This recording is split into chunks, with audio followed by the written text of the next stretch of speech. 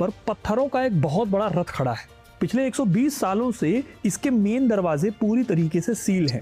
साल 1903 में अंग्रेजों ने इस मंदिर की छत में ऊपर से छेद किया, इसके अंदर एक मटेरियल को भरा और सभी दरवाजों को मोटी ईंटों से हमेशा के लिए चुनवा दिया। आज एक सदी यानी 100 साल बीत जाने के बाद भी भारतीय पुरातत्व सर्वेक्षण यानी ASI इसके दरवाजे खोलने से डरता है। आखिर इस 128 फुट ऊंचे ढांचे के अंदर ऐसा क्या कैद है? हम बात कर रहे हैं 13वीं सदी में बने कोणार्क सूर्य मंदिर की।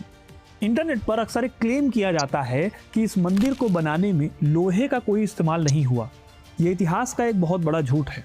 सच ये है कि कोणार्क प्राचीन भारत के मंदिरों में मेटलर्जी यानी धातु विज्ञान का सबसे बड़ा अजूबा है। यहाँ इस्तेमाल हुई 20-20 फीट लंबी और कई टन भारी लोहे की बीम 800 साल बाद भी बिना जंग लगे आज भी मौजूद है।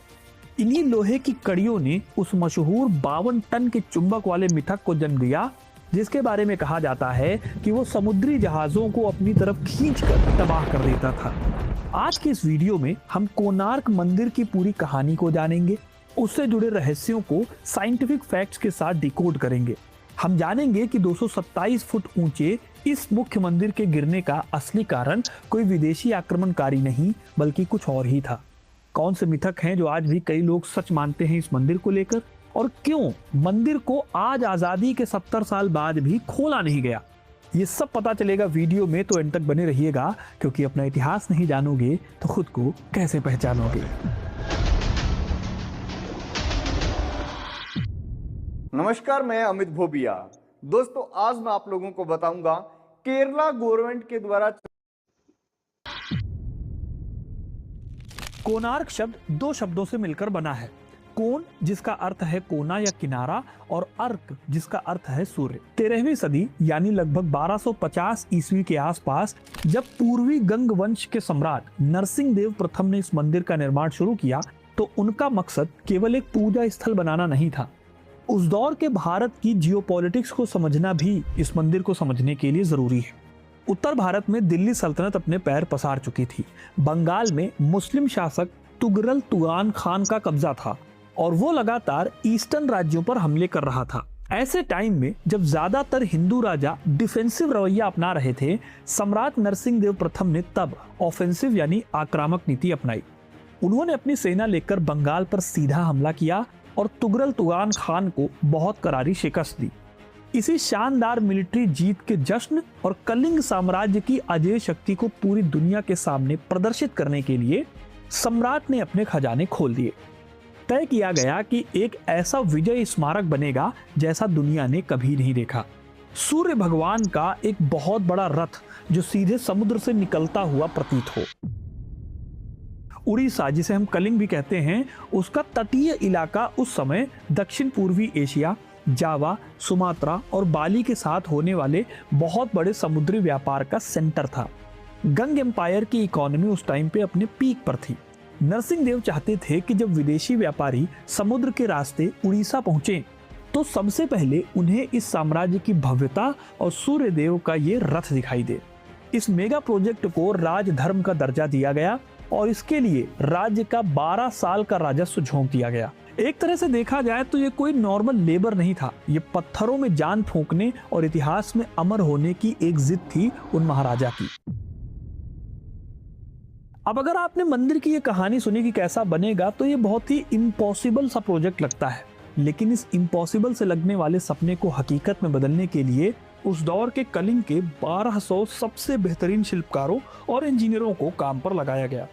इस पूरी टीम को लीड कर रहे थे चीफ आर्किटेक्ट बिसु महाराणा।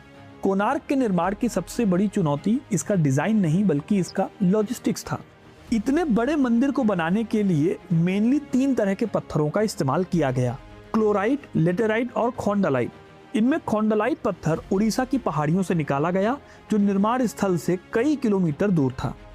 हजारों टन भारी पत्थरों को मंदिर की साइड तक लाना उस दौर में किसी चमत्कार से कम नहीं था। इसके लिए चंद्रभागा नदी का इस्तेमाल किया गया। बहुत बड़े बड़े लकड़ी के बेड़ों पर पत्थरों को लादकर नदी के रास्ते समुद्र तट तक पहुंचाया जाता था। जब मंदिर की ऊंचाई बढ़ने लगी तो भारी पत्थरों को ऊपर ले जाने के लिए लकड़ी और मिट्टी के बड़े बड़े रैंप बनाए गए, जिन पर हाथियों की मदद से पत्थर को खींचा जाता था। 12 सालों तक दिन रात हथौड़ों और छेनियों की आवाज चंद्रभागा के तट पर गूंजती रही। ये सिर्फ एक इमारत का निर्माण नहीं था, बल्कि ये 1200 इंसानों के खून पसीने और उनके अनकंडीशनल समर्पण की कहानी भी थी। अब सवाल आता है कि कोणार्क का जो सूर्य चक्र है जो वहां पर मिलता है वो काम कैसे करता था। दरअसल कोणार्क सिर्फ एक मंदिर ही नहीं था, बल्कि एक एस्ट्रोनॉमिकल डिवाइस भी था। इसकी मैथमेटिकल और एस्ट्रोनॉमिकल काउंटिंग आज के मॉडर्न इंजीनियर्स और स्पेस साइंटिस्ट को भी हैरान करती है। मंदिर को एक बहुत बड़े रथ की शेप दी गई है। इसे 7 बहुत ही पावरफुल घोड़े खींच रहे हैं। मतलब जिस तरह की मूर्ति बनी हुई है, आप कहोगे कि बहुत ही पावरफुल घोड़ों की शक्ल दी गई। ये 7 घोड़े सप्ताह के 7 दिनों के या सूर्य की रोशनी के 7 रंगों के प्रतीक हैं। रथ के दोनों तरफ 12-12 बहुत बड़े बड़े पहिए हैं। ये कुल 24 पहियों को पूरा करते हैं।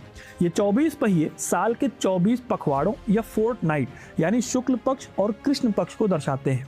कुछ इतिहासकार इन्हें दिन के 24 घंटों का प्रतीक भी मानते हैं। इसे एक बहुत ही आसान और प्रैक्टिकल एग्जाम्पल से समझते हैं। आज जब हम टाइम देखने के लिए अपनी कलाई पर बंधी घड़ी को या फिर मोबाइल फोन को इस्तेमाल करते हैं, लेकिन 800 साल पहले कोणार्क के ये पहिए खुद अपने आप में एक एक्यूरेट सन डायल होते थे। हर पहिए का जो डायमीटर है वो लगभग 10 फीट है। इसमें 8 तीलियां हैं। ये 8 तीलियां दिन के 8 पहर, क्योंकि हर पहर 3 घंटे का होता है, इस तरह से 8 पहर मतलब 24 घंटे, इनको दर्शाता है।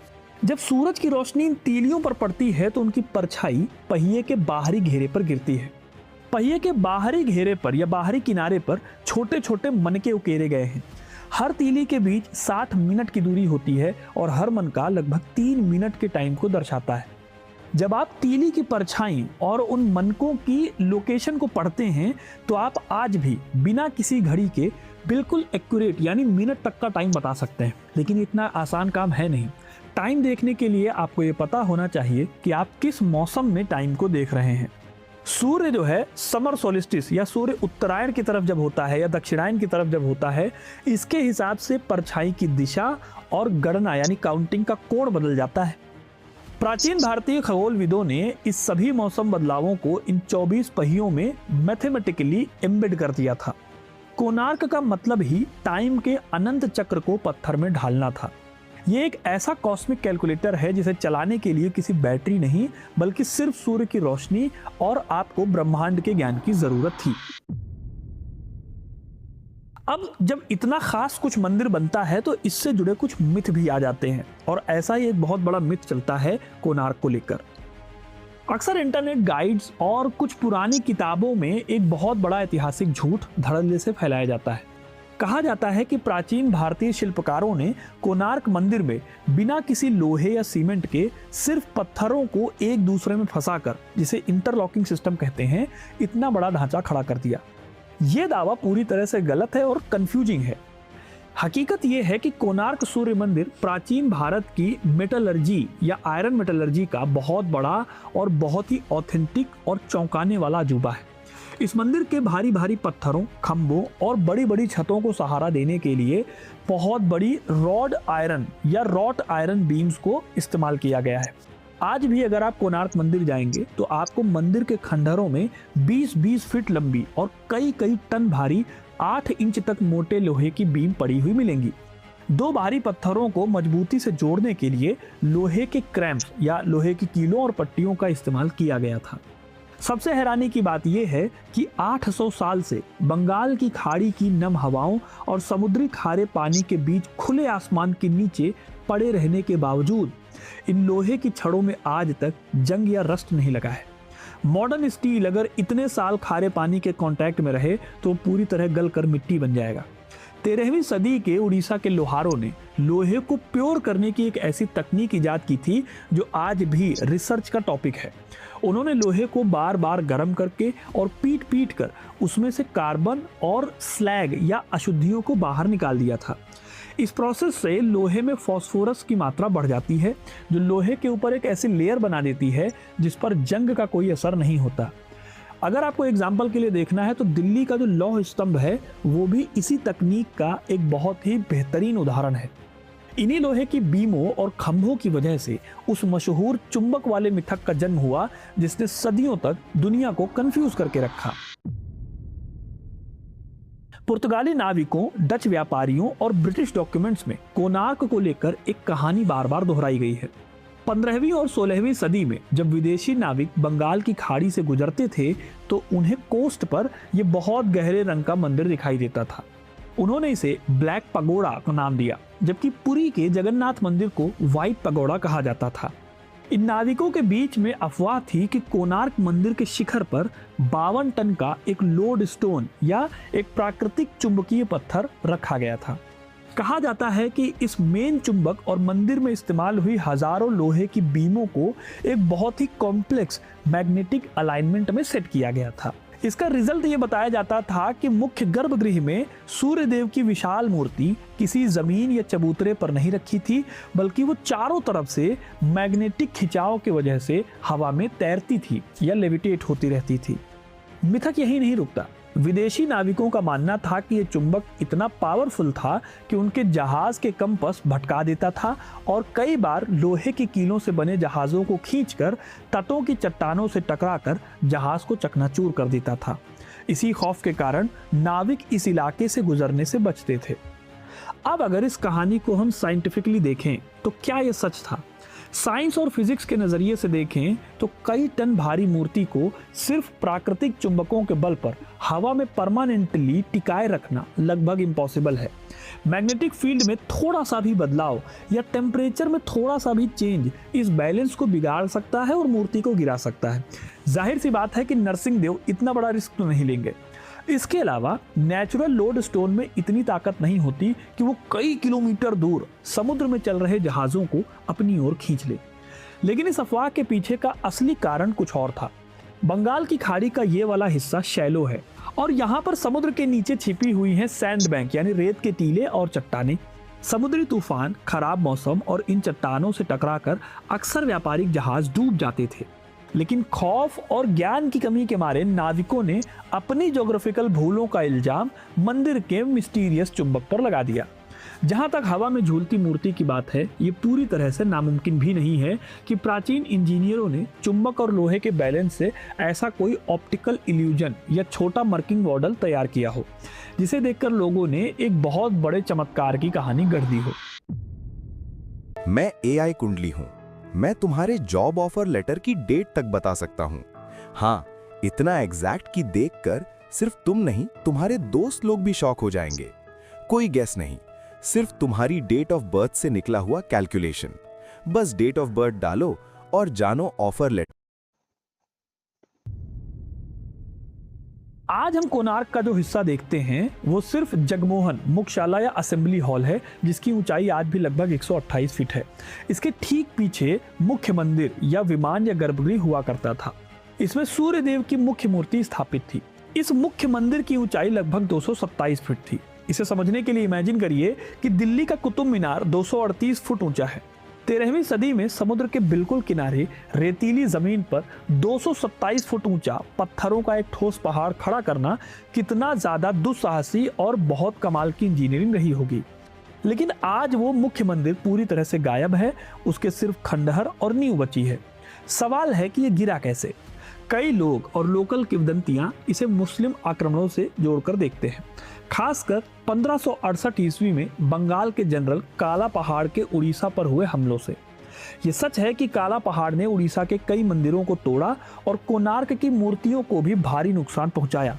लेकिन 227 फुट ऊंचे और लाखों टन भारी पत्थरों के पहाड़ को सिर्फ साधारण हथियारों, हाथियों या तोपों से पूरी तरह जमींदोज कर देना उस दौर में लगभग इम्पॉसिबल था। 16वीं सदी में अबुल फजल ने अपनी किताब आईने अकबरी में कोणार्क का जिक्र किया है। इससे पता चलता है कि उस टाइम तक भी मंदिर की भव्यता और उसकी ऊंचाई काफी हद तक सेफ रही थी।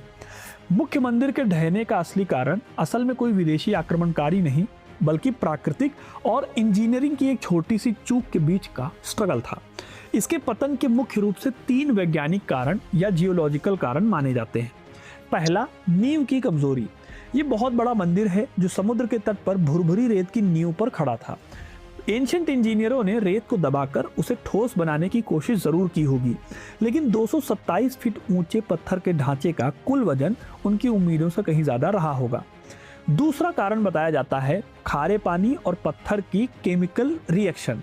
इस मंदिर में खोंडालाइट पत्थरों का इस्तेमाल बड़े पैमाने पर हुआ है। ये पत्थर दिखने में सुंदर और तराशने में आसान होते हैं, लेकिन मौसम की मार झेलने में कमजोर भी होते हैं। समुद्री हवाओं का नमक और नमी इन पत्थरों के साथ केमिकल रिएक्शन कर रहे थे। नमक ने पत्थरों को स्पंज की तरह खोखला करना शुरू कर दिया होगा, जिसके चलते ये मंदिर आखिरकार गिर गया। तीसरा और सबसे अहम कारण था वजन का डिसबैलेंस होना और ग्रेविटी। जब 227 फीट ऊंचे गर्भगृह के पत्थर खोखले होने लगे और नीचे भुरभुरी रेत ने भारी प्रेशर के कारण अपनी पकड़ छोड़ी, तो मंदिर का सेंटर ऑफ ग्रेविटी डगमगा गया। इतिहासकार और आर्कियोलॉजिस्ट टी.ई. डोनाल्डसन अपनी रिसर्च में बताते हैं कि मुख्य शिखर अपने ही वजन और खारे पानी की मार को नहीं झेल पाया।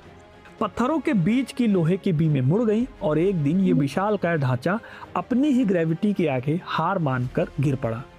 ये आर्किटेक्चर की उस हद का एग्जाम्पल था जहां इंसान के एम्बिशन नेचर के नियमों से टकराकर टूट जाते हैं। लेकिन अब सवाल आता है कि भाई अंग्रेजों ने इसमें कौन सा मैटर डाला और क्यों डाला। इसके लिए हमें जाना होगा साल 1903 में। 19वीं सदी के अंत तक कोणार्क का मेन मंदिर पूरी तरह से मलबे में तब्दील हो चुका था। जो हिस्सा आज बचा हुआ है यानी असेंबली हॉल, वो भी गिरने की कगार पर इस टाइम तक पहुंच चुका था। इसकी छत के पत्थर अपनी जगह से खिसक रहे थे, लोहे की भारी बीमें टूट कर नीचे गिर रही थी और अंदर वाला ढांचा बहुत कमजोर हो चुका था। ऐसा लग रहा था कि उड़ीसा की यह सबसे बड़ी पहचान कुछ ही सालों में पूरी तरह से मिट्टी में मिल जाएगी। साल 1901 में भारत के तत्कालीन वायसराय लॉर्ड कर्जन ने उड़ीसा का दौरा किया। इस हिस्टोरिकल धरोहर की दुर्दशा देखकर उन्होंने फैसला किया कि इसे बचाया जाए। बंगाल के लेफ्टिनेंट गवर्नर जे.ए. बॉर्डलन को यह बहुत ही कॉम्प्लेक्स काम सौंपा गया। ब्रिटिश इंजीनियर्स और आर्कियोलॉजिस्ट ने मंदिर का बारीकी से स्टडी किया और उन्होंने फील किया अगर इस 128 फुट ऊंचे ढांचे को बाहर से लोहे या कंक्रीट का सहारा दिया गया तो वो काफी नहीं होगा। उन्होंने एक ऐसा कदम उठाया जिसने कोणार्क को हमेशा के लिए एक बंद मिस्ट्री बना दिया। अंग्रेजों ने मंदिर को बाहर से सपोर्ट देने की बजाय इसे अंदर से ब्लॉक करके एक सॉलिड स्ट्रक्चर देने का फैसला किया। 1903 में मंदिर की पिरामिड जैसी छत में ऊपर की तरफ से एक बड़ा छेद किया गया। इसके बाद एक स्पेशल फनल और ढलान के जरिए समुद्री तट से टनों साफ रेत लाकर मंदिर के अंदर डाली जाने लगी। आप हैरान रह जाएंगे ये सुनकर, लेकिन ये काम 1 या 2 दिन का नहीं, लगभग 3 साल तक लगातार बैलगाड़ियों से रेत लाकर मंदिर के अंदर भरी जाती रही। ये रेत इसलिए भरी जा रही थी ताकि अंदर से खिसकती हुई दीवारों, खंभों और छत को एक सॉलिड कुशन और सपोर्ट मिल जाए। जब पूरा का पूरा असेंबली हॉल ऊपर से नीचे तक रेत से ठसाठस भर गया तो इसके चारों मेन दरवाजों को ईंटों और गारे की मोटी दीवार से चुनवाकर पूरी तरह से सील कर दिया गया। मंदिर का इंटीरियर, जहां कभी देवदासियां नृत्य करती थी और सूरज की पहली किरण जहां एंट्री करती थी, वो हमेशा के लिए अंधेरे और रेत में दफन हो गया। आज जब भी कोई टूरिस्ट कोणार्क जाता है तो वो अक्सर यही सवाल पूछता है कि एएसआई इस मंदिर के दरवाजे खोलता क्यों नहीं। ये वीडियो की शुरुआत में भी हमारा सवाल था, क्या अंदर कोई खजाना है? सच्चाई ये है कि एएसआई का इसे ना खोलने का लॉजिक बहुत ही साइंटिफिक और एक ही तरह पर डरावना भी है। पिछले 120 सालों से मंदिर की कमजोर हो चुकी बाहरी दीवारें सिर्फ और सिर्फ उस अंदरूनी रेत के आउटवर्ड प्रेशर यानी बाहर की ओर लगने वाले दबाव की वजह से अपनी जगह पर टिकी हुई है। ये एक बहुत ही नाजुक इक्विलिब्रियम या संतुलन है। अगर आज एक भी दरवाजा खोलकर वो रेत बाहर निकाली गई तो वो प्रेशर तुरंत खत्म हो जाएगा और अंदर वैक्यूम पैदा होने से ये बचा हुआ 128 फीट ऊंचा भव्य ढांचा भी कुछ ही सेकंड्स में ताश के पत्तों की तरह टूटकर जमीन पर गिर सकता है।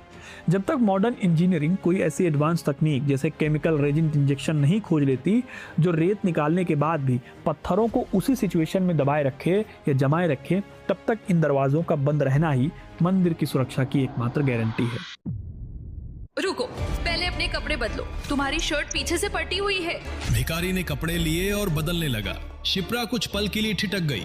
भिखारी का शरीर अभी 24 घंटे पहले तक भूखे प्यासे भिखारी जैसा दिख रहा था, अब वो पूरी तरह मजबूत और ताकतवर लग रहा था। इसके तो 6 पैक है। वाह, क्या बॉडी है। दोस्तों, कोणार्क की भव्यता केवल इसके पत्थरों की ऊंचाई या खगोलीय गणना में नहीं है, बल्कि इसकी दीवारों पर उकेरे गए मैसेजेस और इससे जुड़ी लोक कथाओं में भी है। ये स्मारक हमें सिखाता है कि जब इंसान अपनी उपलब्धियों पर अंधा हो जाता है तो उसका पतन निश्चित होता है। मंदिर के नृत्य मंडप यानी नृत्य कक्ष के प्रवेश द्वार पर एक बहुत ही खास और सिंबॉलिक मूर्ति है। यहाँ एक बहुत बड़े शेर को एक हाथी के ऊपर खड़ा दिखाया गया है जो उसे कुचल रहा है, और उस हाथी के पैरों के नीचे एक इंसान दबा हुआ है। इस मूर्ति का दार्शनिक अर्थ बहुत गहरा है। यहाँ इंसान लालच का प्रतीक है, हाथी बहुत ज्यादा धन का प्रतीक और संपदा का प्रतीक है, और वहीं शेर पावर और प्राइड का प्रतीक है। सम्राट नरसिंह देव ने 800 साल पहले पत्थरों पर यह शाश्वत सत्य लिखवा दिया था कि जो इंसान या एम्पायर अपने कंट्रोल में करने की कोशिश करता है, उसे एक दिन उसका अपना ही अहंकार और उसका पावर बेरहमी से कुचल कर रख देती है। मुख्य मंदिर का गिरना भी शायद उसी असीमित लालच और अहंकार का परिणाम था, जहां राजा ने ग्रेविटी और नेचर की सीमाओं को नजरअंदाज करके सबसे ऊंचा शिखर बनाने की जिद की थी। इस मंदिर के निर्माण के साथ उड़ीसा की सबसे दर्दनाक और मशहूर लोक कथा भी जुड़ी है। 12 साल के धर्मपद के बलिदान की कहानी। कहा जाता है कि 12 साल बीत जाने के बाद भी मंदिर का निर्माण पूरा नहीं हो पा रहा था। सभी 1200 शिल्पकार थक चुके थे और मुख्य गर्भगृह के शिखर पर आखिरी पत्थर सही से फिट नहीं बैठ रहा था। सम्राट नरसिंह देव का इस बीच धैर्य जवाब दे रहा था। उन्होंने धमकी दी कि अगर अगली सुबह तक काम पूरा नहीं हुआ तो सभी 1200 शिल्पकारों के सिर धड़ से अलग कर दिए जाएंगे। इस खबर को सुनने के बाद शिल्पकारों के कैंप में मातम छा गया। उसी रात चीफ आर्किटेक्ट बिसु महाराणा का 12 साल का बेटा धर्मपद, जो अपने पिता को ढूंढते हुए वहां आया था, उसे इस संकट का पता चला। धर्मपद ने बचपन से ही वास्तुकला की पोथियां पढ़ी थी। वो रात के अंधेरे में मंदिर के शिखर पर चढ़ गया और अपनी जन्मजात प्रतिभा और मैथमेटिकल सूझबूझ से उसने उस आखिरी पत्थर को उसकी सही जगह पर फिट कर दिया। मंदिर का निर्माण पूरा हो गया, लेकिन अभी भी संकट टला नहीं था। शिल्पकारों को डर सताने लगा कि जब सुबह राजा को पता चलेगा कि 1200 महारथी वास्तुकार जो काम 12 साल तक नहीं कर पाए, वो एक 12 साल के बच्चे ने एक रात में कर दिया, तो राजा उनकी ही अपनी स्किल्स पर शक करेगा और अपने अपमान के लिए उनको मार देगा। अपने पिता और उन 1200 निर्दोष लोगों की जान बचाने के लिए उस 12 साल के बच्चे ने एक खौफनाक फैसला लिया। सूरज उगने से ठीक पहले धर्मपद ने मंदिर के शिखर से छलांग लगा दी और नीचे बहती चंद्रभागा नदी में गिरकर अपनी जान दे दी। ये कहानी हमें बताती है कि दुनिया की हर भव्य इमारत, हर पिरामिड और हर महल के पीछे ऐसी ही अनगिनत मानवीय पीड़ाएं, अनकहे संघर्ष और खामोश बलिदान छिपे होते हैं, जिन्हें इतिहास